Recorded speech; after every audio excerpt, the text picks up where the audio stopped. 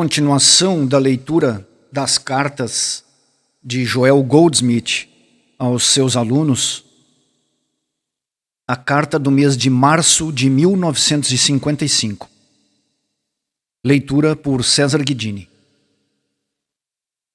Intitulada Proteção. No sentido material da vida, a palavra proteção traz o pensamento de defesa ou armadura, um esconderijo de um inimigo, ou algum senso de fuga do perigo. Nas ciências mentais, a proteção refere-se a algum pensamento ou ideia, ou alguma forma de oração que salvaria alguém de ferimentos ou mágoas de uma fonte externa. No uso da palavra proteção, o pensamento é imediatamente atraído para o fato de que existe, em algum lugar, uma atividade destrutiva ou prejudicial, uma presença ou poder, e essa proteção, por palavra ou pensamento, é um meio de encontrar a segurança deste perigo para si ou para os assuntos de uma pessoa. No caminho infinito, aprendemos que Deus é um. Portanto, Deus é um poder. E nós vivemos conscientes nesta unidade. O momento em que a ideia de Deus como um começa a amanhecer na consciência, entendemos que em todo este mundo não há poder e nenhuma presença contra os quais precisemos de proteção. Você verá isso se permanecer na palavra onipresença e perceberá que nesta toda presença do bem, você estará completamente sozinho com uma harmonia divina, uma harmonia que permeia a consciência e é, em si, o todo e o único bem. Reflita sobre esta ideia e medite sobre ela, e observe como a revelação e a confiança vêm para você de dentro do seu próprio ser, de que isso é verdade. Existe apenas um, e por causa da natureza desse um, não existe influência externa, nem para o bem e nem para o mal. Não há presença ou poder para o qual rezar por qualquer bem que ainda não exista como onipresença, exatamente onde você está. Em seus períodos de comunhão, observe a confiança que vem com a percepção de que somente Deus é e que a presença de Deus é infinita. Não há outro poder, não há outra presença, não há qualquer influência destrutiva ou prejudicial em qualquer pessoa, lugar ou coisa. Não há mal em nenhuma condição. Deus não poderia ser um e ainda encontrar uma existência separada dele. Só Deus é. Pense nisso. Só Deus é ser. Como então você pode orar a Deus com palavras ou pensamentos? Ou como você pode querer se defender, mental ou fisicamente, com a percepção de Deus como sendo o único ser? O Mestre nos disse: nada há fora do homem que, entrando nele, o possa contaminar. Mas o que sai dele, isso é que contamina o homem. Nossos estudos e meditações revelaram que, seja qual for a discórdia ou a desarmonia, o que se manifesta em nossa experiência hoje está vindo através da atividade do nosso próprio pensamento. Aceitamos a crença universal de algum poder, uma presença e uma atividade à parte de Deus. Nós aceitamos a crença de que alguém ou alguma coisa, fora do nosso próprio ser, pode ser uma presença ou poder para o mal em nossa experiência. É a aceitação dessa crença universal que causa muito da nossa discórdia e desarmonia. Conforme nós trazemos de volta, conscientemente, dia a dia, a real percepção de Deus como um infinito ser, Deus manifestando-se e expressando-se como nosso ser individual, entendemos mais plenamente que todo o poder flui de nós e através de nós como bênção para o mundo, e que nenhum poder age sobre nós de fora do nosso próprio ser. Como estudantes do caminho infinito, deve ficar claro para nós que não existe nenhum poder agindo sobre nós de fora do nosso ser, seja para o bem ou para o mal. Assim como nós aprendemos que as estrelas, as criações de Deus nos céus, não podem agir sobre nós como de acordo com a crença astrológica, assim também aprendemos que as condições meteorológicas, clima, infecção, contágio ou acidente também não podem ser prejudiciais para aqueles que entraram em alguma medida na compreensão da natureza de Deus e da natureza do ser individual. Somos constantemente lembrados de nos tornar mais e mais conscientes da natureza de Deus, da natureza da oração e da natureza do ser individual. E assim compreendemos a nós mesmos como a descendência de Deus, de quem verdadeiramente é dito: Filho, tu estás sempre comigo e tudo o que eu tenho é teu. Toda a existência humana é composta da crença de dois poderes, o bem e o mal. Toda religião, em seu começo, era nada mais nem menos do que uma tentativa de encontrar algo para nos libertar de condições externas ou poderes do mal. Ainda hoje, a maioria das religiões lida com um conceito de Deus como sendo algum tipo de grande poder que, se pudéssemos alcançá-lo, nos protegeria e nos salvaria dessas influências destrutivas que, alegam, existem fora do nosso próprio ser. Pense seriamente neste assunto de proteção ou trabalho de proteção, porque cada dia nos deparamos com sugestões de perigos iminentes ou ameaças. Sempre alguma pessoa, algum lugar ou alguma coisa está sendo apresentada com um grande perigo ou poder destrutivo que devemos temer, ou pelo qual devemos buscar um Deus para nos salvar. Claro, se para tais perigos houvesse tal Deus, o mundo teria descoberto, há muito tempo, alguma maneira de alcançar esse Deus. A totalidade de Deus torna absolutamente impossível que qualquer influência destrutiva ou má possa existir em qualquer lugar no céu, na terra ou no inferno. Por isso, não cometa o erro de pensar em Deus como algum grande poder que é capaz de salvá-lo de uma pessoa destrutiva ou influência, e isso se você puder alcançá-lo. Não cometa o erro comum de pensar que o caminho infinito é apenas mais outro método de encontrar Deus ou outra maneira de orar para trazer a influência de Deus em sua experiência, a fim de superar a discórdia, erro, mal, pecado e doença. Não. Em vez disso, entenda que esta mensagem está trazendo a consciência de Deus como de Deus como ser individual, de Deus como toda presença e todo poder. A crença universal em dois poderes, o bem e o mal, continuará a operar em nossa experiência até que, individualmente, lembre-se disso, você e eu individualmente, rejeitemos essa crença em dois poderes. No 10º capítulo de Lucas, você vai ler que o Mestre enviou 70 discípulos, 2 a 2, em cada cidade e lugar para onde ele havia de ir. Quando os 70 retornaram, eles se regozijaram, dizendo: Senhor, até os demônios sujeitam-se a nós pelo teu nome. Mas o Mestre respondeu: Não vos alegreis porque se vos sujeitem os espíritos. Alegrai-vos antes por estarem os vossos nomes escritos nos céus. Nesta época precisamos de muito pensamento protetor, mas a natureza desse pensamento deve ser a percepção de que a totalidade de Deus exclui a possibilidade de existir uma fonte do mal por si mesma no mundo, ou uma capaz de atuar na experiência individual. Nosso trabalho de proteção, ou nossas orações por proteção, deve consistir da percepção de que nada existe que seja de natureza destrutiva em nossa experiência. Em lugar algum, a qualquer momento do passado, presente ou futuro, através dos nossos estudos e meditações, eventualmente chegaremos a esse contato com Deus em nós, pelo qual receberemos a garantia divina. Eu estou contigo sempre. Isso não virá como uma proteção contra os poderes do mal ou contra as forças destrutivas, mas como uma garantia contínua de uma presença, um poder, um ser, uma vida, uma lei. É nessa consciência de unidade que encontraremos nossa paz.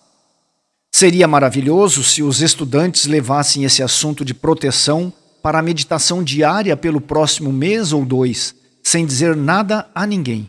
Não discuta ou mencione, mas apenas mantenha o assunto secreto dentro de si até chegar a um lugar na consciência onde você realmente pode sentir que Deus é um e que o segredo da proteção não está em procurar um Deus para salvar ou proteger você contra alguma intrusão de fora, mas sim que a segurança, proteção e paz são totalmente dependentes da sua lembrança e percepção da verdade de Deus como um, infinito. Você não vê que o mundo está buscando a paz, assim como está procurando segurança e proteção, fora de seu próprio ser? Considere que nenhuma paz, nem segurança e nem proteção nunca são encontradas, exceto em nossa percepção individual de Deus como um, o único ser, presença e poder. Não podemos dizer ao mundo sobre paz, segurança ou proteção, mas podemos encontrá-las para nós mesmos e, assim, deixar o mundo ver, pela nossa experiência, que encontramos um caminho maior do que a crença supersticiosa em algum poder do bem, que milagrosamente nos salva de algum poder do mal. Nós não podemos dizer ao mundo que não há perigo de fontes externas, influências ou poderes, mas a nossa realização desta verdade pode fazer da harmonia, plenitude e perfeição de nossas vidas tão evidentes que os outros, um a um, se voltarão para buscar aquilo que encontramos. O que nós encontramos? Encontramos um Deus a quem podemos rezar e de quem podemos receber favores especiais que outros, menos favorecidos, não podem receber? Nós encontramos um Deus a quem podemos orar e receber cura, suprimento ou proteção? Não, não. Não encontramos tal coisa. Encontramos Deus como um. Encontramos Deus como o nosso verdadeiro ser. Nós descobrimos que Deus é vida. Não há uma vida sujeita a pecado, doença ou morte, mas a única vida. Nós descobrimos que Deus é a vida eterna e imortal, a nossa vida individual. Nós descobrimos que Deus é a lei, não uma lei que pode ser usada para corrigir leis de hereditariedade, infecção, contágio ou doença, mas a lei infinita e onipresente que mantém e sustenta a harmonia e a perfeição de sua própria criação em todos os momentos. Deus é um, e além dele não há outro. Por conhecermos a natureza de Deus como um, nós conhecemos a natureza da oração como a percepção da unidade. Olhai para mim e sereis salvos, vós, todos os termos da terra, porque eu sou Deus e não há outro. Isaías, capítulo 45, 22. Confiança espiritual. A harmonia espiritual vem rapidamente quando desistimos do desejo de procurar harmonia física ou externa. Este é o significado interno das palavras do Mestre. Deixo-vos a minha paz vos dou. Não vo-la dou como o mundo a dá. Não se turbe o vosso coração, nem se atemorize. A graça divina vem na proporção em que nos afastamos de todo sentido de paz humana, prosperidade ou saúde e buscamos a realização da minha paz, que inclui a saúde ou harmonia do espírito. Paulo nos diz: não erreis, Deus não se deixa escarnecer, porque tudo o que o homem semear, isso também ceifará, porque o que semeia na sua carne, da carne ceifará a corrupção, mas o que semeia no espírito, do espírito ceifará a vida eterna. Entendemos que no primeiro caso, estamos sendo advertidos contra uma fé, confiança ou dependência da criatura, isto é, aquilo que aparece como efeito. No entanto, semear no espírito, colocando a fé, a confiança e a esperança no infinito invisível é colher as coisas do Espírito, e desta forma nós honramos o Criador e não a criatura.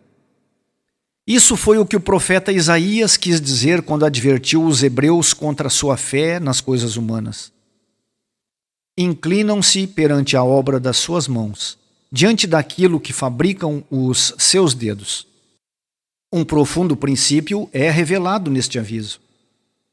Neste ponto do nosso desenvolvimento, é necessário perceber que deixamos para trás a lei mosaica e que nós estamos sob a graça da verdade. Certamente, agora, sabemos que os bons humanos não são recompensados por Deus, nem os humanos maus são punidos por Deus. O que quer que haja de recompensa ou punição vem pela experiência humana, vem através da nossa própria crença em tais coisas. Muitas vezes, os alunos reclamam amargamente sobre os problemas de sua experiência durante sua busca por Deus, não percebendo quão afortunados eles são por estarem em meio a esses problemas enquanto buscam a revelação e realização de Deus, porque até que alguém tenha sido despojado de toda ajuda humana ou material, não se pode conhecer a experiência de uma confiança completa no infinito invisível. Nascemos em um mundo onde primeiro aprendemos a confiar nos pais, depois nos professores, maridos ou esposas, e muitas vezes acabamos dependendo de nossos filhos. Entre uma coisa e outra, tornamo-nos dependentes de medicamentos e dólares, e, em geral, a pessoa não aprende que há um invisível infinito que é muito mais capaz de suprir todas as suas necessidades, muito mais confiável do que qualquer um ou qualquer coisa do reino visível. Para o humano, contente de passar a vida desta maneira, é naturalmente prazeroso encontrar à mão aquelas pessoas e coisas em que ele pode confiar. Mas sorte dele se não chegar ao fim de sua corda e descobrir que os seres humanos e os recursos materiais falharam com ele. No entanto, aqueles que se colocaram na busca de Deus encontrarão a viagem encurtada no que se refere à experiência de fracasso por parte de amigos, parentes e coisas, porque então vem a confiança completa naquilo que até agora nunca tinha sido experimentado, o infinito invisível, e que tesouros espirituais podemos trazer através da realização de minha graça te é suficiente e nem só de pão viverá o homem, mas de toda palavra que sai da boca de Deus. Um ponto importante na prática espiritual.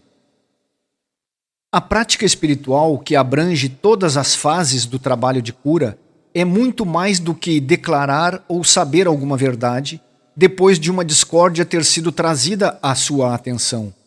A prática espiritual é uma percepção constante e consciente de Deus como onipresença, de Deus como a vida, lei, substância, continuidade, atividade, a própria alma e inteligência de todo ser. Suponha que, neste exato momento, você receba um telefonema pedindo ajuda e você resolva dar um tratamento, orar ou entrar em meditação ou comunhão. E se, consciente ou inconscientemente, você aceitou a discórdia e espera que a harmonia seja restaurada através do seu tratamento ou oração, seu sucesso será muito limitado e seus fracassos serão mais numerosos do que seus sucessos. Quando uma chamada vem anunciando alguma forma de discórdia, é necessário lembrar conscientemente que isso não é uma discórdia ou desajuste, que deve ser corrigido através do seu esforço ou mesmo através de Deus, mas sim que é um chamado específico para saber que, como Deus era no princípio, então Deus é agora, e Deus sempre será. A menos que você esteja vivendo a vida espiritual de maneira a mantê-lo na percepção de que o passado e o futuro são um, aqui e agora, no presente, você encontra-se em perigo de receber uma ligação dizendo: meu amigo acaba de ser morto, por favor me ajude. Você estará em uma posição muito embaraçosa porque você será chamado ou a levantar os mortos ou aceitar a morte como um acontecimento real e meramente dar um tratamento ou meditação para o conforto do desamparado. Esta situação nunca deve vir para você. Você nunca deve estar em tal estado de consciência onde qualquer um pode anunciar que alguém foi morto ou faleceu e, a partir daí, esperar fazer algo espiritual sobre isso. Ao viver a verdadeira vida espiritual, você não deve estar esperando por chamados de discórdia ou desarmonia. Você está vivendo em tal estado de consciência que só Deus é a realidade e toda a sua experiência é a de habitar na realização de Deus governando, mantendo e sustentando o seu próprio universo, desde o início dos tempos até ao final do mundo.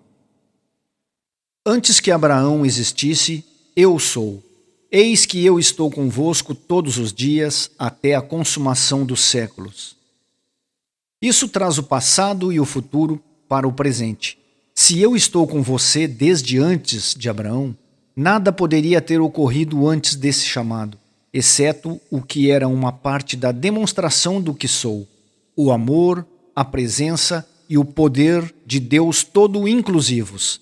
Se eu estou com você até o fim do mundo, nada pode acontecer hoje, amanhã ou na próxima semana que já não seja uma parte da orientação, direção e proteção plenas do princípio divino deste universo.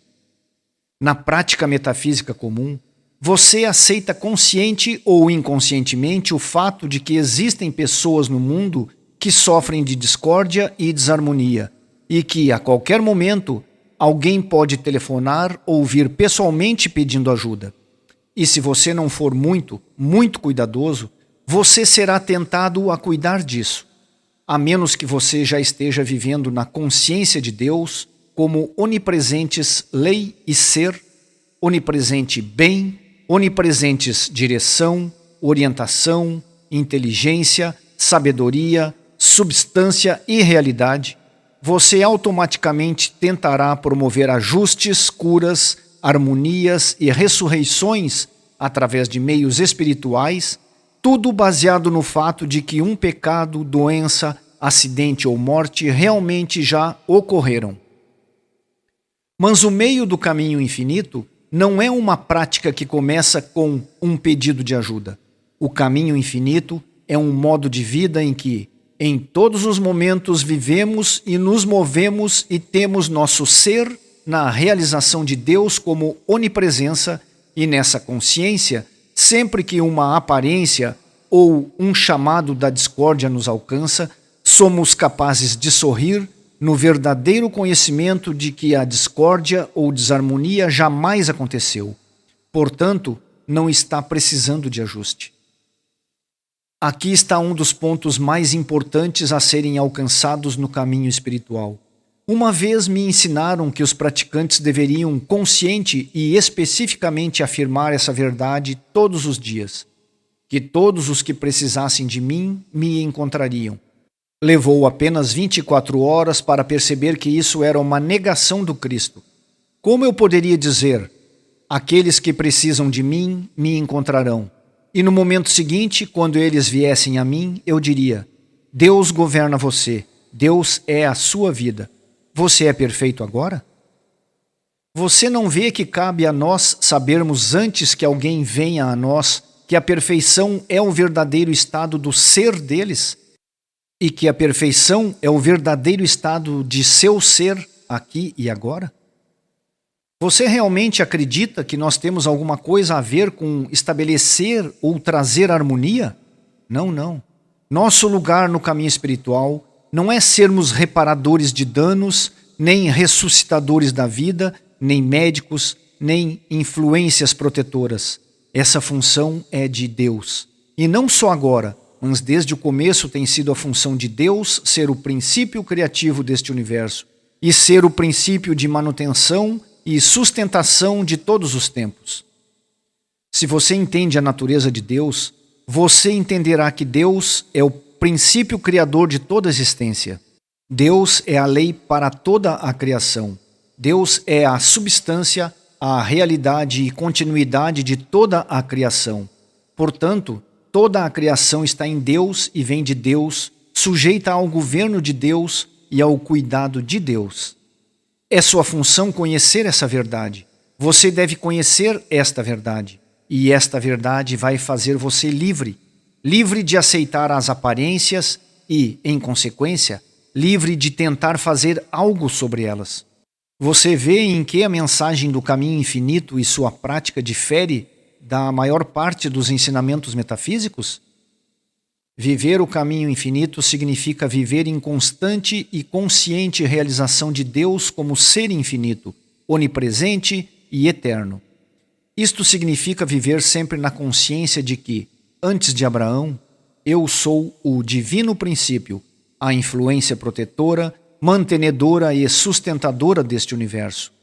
Isto também significa viver na constante e consciente percepção da verdade de que eu estou com você até o fim do mundo. E assim como nada poderia acontecer com você ontem, nada pode acontecer com você hoje ou amanhã, exceto como parte da graça de Deus. Nós poderíamos viver vidas de milagres constantes se nós apenas ficássemos na consciência desta verdade. Minha graça te é suficiente. Tua graça é minha suficiência. Para todas as necessidades, mas não a tua graça que vem amanhã. Tua graça, desde antes que Abraão fosse, é minha suficiência. Tua graça é minha suficiência até o fim do mundo. Tua graça do passado, presente e futuro é, neste mesmo instante, minha suficiência em todas as coisas. Todos os dias há tentações para acreditar que nossas famílias ou estudantes estão na necessidade de algo na natureza da forma. Pode ser comida, habitação, oportunidade, educação, emprego, descanso. Mas todas essas coisas podemos responder: nem só de pão vive o homem, mas de toda palavra que procede da boca de Deus, porque tua graça é a suficiência humana em todos os casos. A partir dessas duas passagens bíblicas, você pode construir tal consciência da onipresença do invisível infinito que você aprenderá a amar, desfrutar e apreciar tudo no mundo da forma e tudo o que existe como efeito para sempre. Nunca tenha a sensação de que você precisa de alguma coisa. Já que a graça de Deus é a sua suficiência, você não vive apenas pelo efeito, mas por toda a palavra da verdade que tem sido incorporada em sua consciência e por cada passagem da verdade que você faz sua própria. Afirmar verdades e negar erros não fará sua demonstração. Você deve aprender a viver de acordo com cada palavra da verdade e tornar cada palavra da verdade uma parte da sua consciência, para que se torne carne na sua carne, osso do seu osso, até que o passado, presente e futuro estejam todos ligados na percepção consciente da graça de Deus como sua suficiência. Em outras palavras, sua consciência da verdade é a fonte, substância, atividade e lei de sua demonstração diária do bem. Para aqueles que estão aceitando a mensagem do caminho infinito como um modo de vida, eu gostaria de resumir isso, pedindo que você volte e traga o seu passado para o seu presente e passe algum tempo, durante este próximo mês, conscientemente percebendo que a graça de Deus era sua suficiência no que você chama de seu passado. E isso desde antes de Abraão ser. O governo de Deus deste universo tem sido tão perfeito que nada de natureza discordante ou desarmônica pode acontecer com você ou com qualquer outra pessoa hoje ou amanhã. E então, se você ouvir falar de um pecado, uma doença, um acidente ou uma morte, perceba imediatamente que isso não poderia ter acontecido, já que desde o princípio dos tempos, Deus tem sido a única lei e realidade em seu universo. Então você saberá o verdadeiro significado da cura espiritual. Você saberá o que é a consciência de Cristo. Você vai saber o que significa viver, mover-se e ter o seu ser na consciência de Deus, nunca aceitando as aparências, tentações, discórdias, pecados, doenças ou acidentes como algo diferente das tentações de acreditar no tempo e no espaço. Se você for capaz de ver que o passado deve tornar-se o presente para que você seja capaz de abranger tudo com o termo eu sou, eu estou contigo no passado e no presente. Eu estou contigo desde antes de Abraão ser. Eu sou a lei para você. Eu tenho sido a lei para você. Então você será capaz de dar o próximo passo e trazer o futuro para o presente, de modo que, até o fim do mundo, seja abarcado em sua consciência e a consciência da onipresença do eu sou. Desta forma, todo o seu universo será abraçado no tempo e no espaço, desde antes de Abraão até o fim do mundo. Tudo isso que trouxe você para o aqui e agora, para esse eu estou contigo. O tempo de Deus é agora, unicamente agora. O tempo de Deus existe desde antes que Abraão fosse e continuará existindo até o fim do mundo.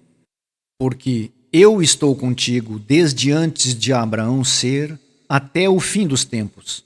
Eu sou o presente imediato, agora. A graça de Deus agora é sua suficiência, e a suficiência para sua família, amigos e estudantes, e para todos os que podem aceitar a graça de Deus. Punição. Às vezes, segredos tão profundos nos são revelados que somos abalados da cabeça aos pés. E quando isso acontece, aprendemos algo não apenas novo, mas algo que deve causar uma mudança drástica em nossas vidas. Tal é a experiência quando nós percebemos a natureza da punição e as razões da punição em nossa experiência. Entender que Deus não recompensa nem pune é um passo importante no seu desenvolvimento espiritual. Se você ficou impressionado com esta afirmação, você ponderou e meditou sobre ela, e, em algum lugar ao longo desta linha de reflexão interna, você chegou à conclusão de que todas as teorias religiosas que foram ensinadas sobre o assunto da punição têm sido errôneas, e isso por si só já deveria ter feito uma mudança surpreendente em sua vida. Se você tiver a coragem de continuar sua cogitação interior ao longo desta linha, você será levado, em última análise, à verdade sobre a punição e a razão para a punição, e isso lhe dará a oportunidade de remodelar sua vida. Deus é ser individual, o que significa que Deus é o único eu, e não existe caminho para qualquer dano ou mal entrar para contaminar a pureza infinita da alma de Deus, nem qualquer coisa que o mal possa atacar ou se ligar. Deus é o seu eu, portanto Deus é o ser em mim. E se eu fosse de alguma forma machucá-lo ou ofendê-lo, a quem seria dirigida a minha ofensa, senão a mim mesmo? Isso esclarece as palavras do Mestre. Na medida em que o fizestes a um destes meus pequeninos irmãos, a mim o fizestes. Entendendo isto, você começa a ver que todo o bem feito por você, a qualquer momento de toda a vida, foi o bem feito para você e dentro de você. E você também começa a ver que todo o mal, ou pensamento do mal, que você já dirigiu para outro, e toda a negação da verdade foi direcionada para o seu próprio eu, e, portanto, a punição é infligida a você e por você, porque o seu ato ou pensamento errôneo, supostamente dirigido ao outro, foi realmente direcionado para si mesmo. Quando o Mestre repetiu a antiga sabedoria, tudo o que vós quereis que os homens vos façam, fazei-lhe também vós, porque esta é a lei e os profetas. Ele estava nos dando um princípio. Se não fazemos aos outros como queremos que os outros nos façam, não prejudicamos aos outros, mas a nós mesmos. Neste presente estado da consciência humana, é verdade que os maus pensamentos, atos desonestos e palavras impensadas que nós mandamos para os outros podem fazer mal a eles temporariamente, mas, no final, sempre descobriremos que o mal não era tanto para eles, mas para nós mesmos. Nos dias que virão, quando os homens reconhecerem a grande verdade que Deus é o eu de cada indivíduo, o mal voltado para nós a partir de outro nunca nos tocará, mas será imediatamente rebatido para aquele que o envia. Na medida em que reconhecemos Deus como nosso ser individual, também percebemos que nenhuma arma levantada contra nós pode prosperar, já que o único eu é Deus. E não temeremos o que o homem pode fazer contra nós, uma vez que o ser que nós somos é Deus, e ele não pode ser prejudicado. Nossa percepção disso enviará rapidamente o mal de volta, e muito mais rapidamente do que tem sido o caso. Uma vez que a primeira percepção desta verdade nos chega, entendemos que não há mais nada que se refira a nós mesmos em relação ao que nosso vizinho faz a nós, e mais brilhará em nossa consciência a percepção de que devemos nos observar, manhã, tarde e noite. Devemos vigiar nossos pensamentos, nossas palavras, nossas ações e certificar-nos de que nós mesmos não enviamos nada de natureza negativa que teria obrigatoriamente seu resultado dentro do nosso próprio ser. Nunca, nem por um momento, acredite que isso resultará em você ser bom para evitar punição. Essa revelação vai muito além disso. Permite que você veja que Deus é o seu eu, e qualquer coisa de natureza errônea ou negativa que emana de qualquer indivíduo só tem poder no grau em que você mesmo lhe dá poder. Sua meditação resultará na revelação da natureza do seu verdadeiro ser, de Deus como a natureza da sua vida e alma, e nessa percepção você verá que esta é a verdade de todos os homens, e que a única maneira de viver bem-sucedido é entender seu próximo como sendo você mesmo. E assim é que, seja qual for o bem ou o mal que você faz aos outros, você faz ao Cristo do seu próprio ser. Na medida em que o fizestes a um destes meus pequeninos irmãos, a mim o fizestes. Mateus, capítulo 25, versículo 40. Por quê? Quando a ajuda é solicitada em certas condições físicas ou mentais, a questão frequente é: por que a chamada cura espiritual é geralmente uma cura parcial? Além disso, por que é que uma pessoa prestes a se submeter a uma cirurgia pede ajuda e recebe uma cura milagrosa, embora não uma cura que exclua a necessidade da cirurgia? Por que é que o paciente submetido à cirurgia é mantido totalmente livre de infecção ou faz uma recuperação mais rápida do que normalmente seria o caso, mas, contudo, se Deus tem alguma coisa a ver com a maior parte da cura, por que Deus não tornou a cirurgia desnecessária? Primeiro de tudo, você deve entender que não há graus de verdade. A verdade é absoluta. Deus é absoluto. Deus é verdade absoluta. Deus é o ser absoluto. Deus é infinito, eterno, imortal e perfeição onipresente. Deus é tudo. Portanto, a totalidade do infinito e a perfeição de Deus sendo estabelecidas, qualquer medida menor que isso, que seja experimentada pelo paciente, representa o estado condicionado de consciência que torna impossível realizar ou perceber a plenitude da atividade de Deus.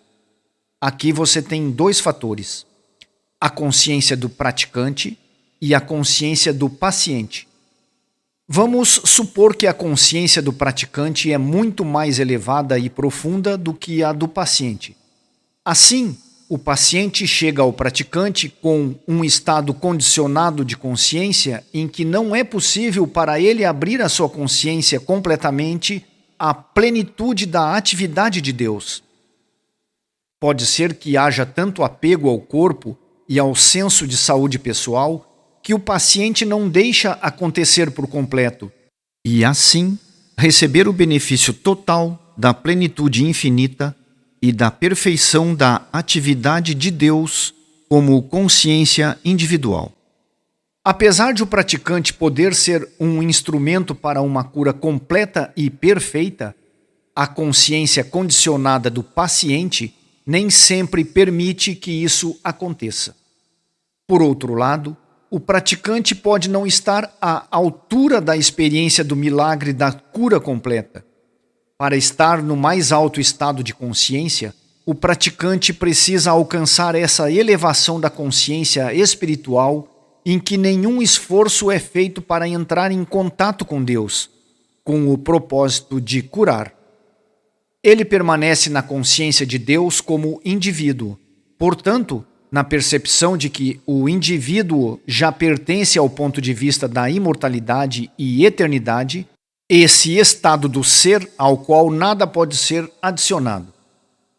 O praticante que tenta usar a verdade contra o erro, que está contatando Deus para o propósito de estabelecer a harmonia, ou que ainda está na terceira dimensão da vida, no qual o corpo é algo separado e a parte da consciência espiritual, cometerá o erro de estar preocupado com a saúde contra a doença, ou se permitirá estar preocupado com o que parece ser algo menos que a perfeição na cena visível. Para a cura perfeita, o praticante deve permanecer na consciência de Deus como o todo infinito, o que significa permanecer na quarta dimensão da vida, em que nenhum reconhecimento é dado aos pares de opostos, bom e mal, rico e pobre, moral e imoral, mortal e imortal. Nesta consciência quadridimensional ou consciência de Cristo, o praticante nunca está ciente de alguém ou de algo a ser curado ou corrigido, mas está sempre consciente da onipresença do ser de Deus.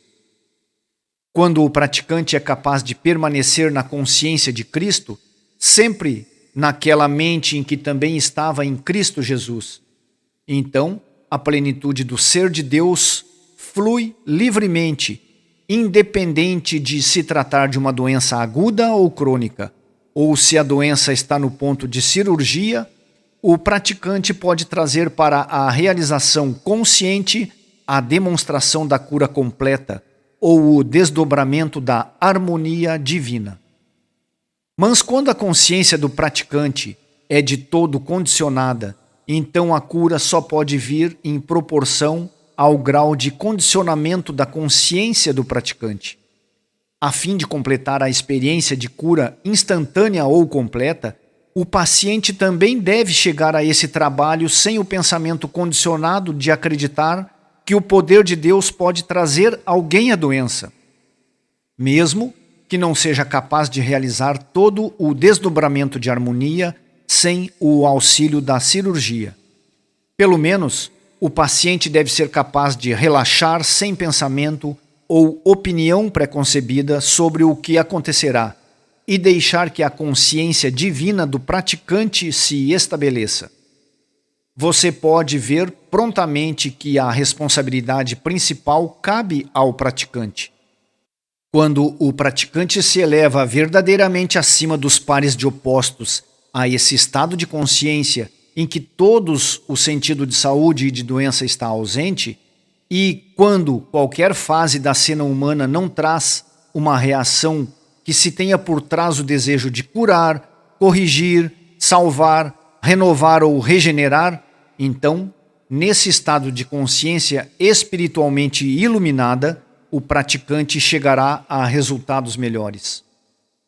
Quando você se aproxima desse estado de não reação ao mundo das aparências, em que você não reage alegremente às boas aparências e certamente não reage com medo ou com dúvidas quanto às aparências do mal, você faz trabalhos de cura muito maiores e é capaz de dar uma maior confiança na grande verdade que Deus é para aqueles que vêm a você, o que significa que a harmonia é, a perfeição é, a realidade é.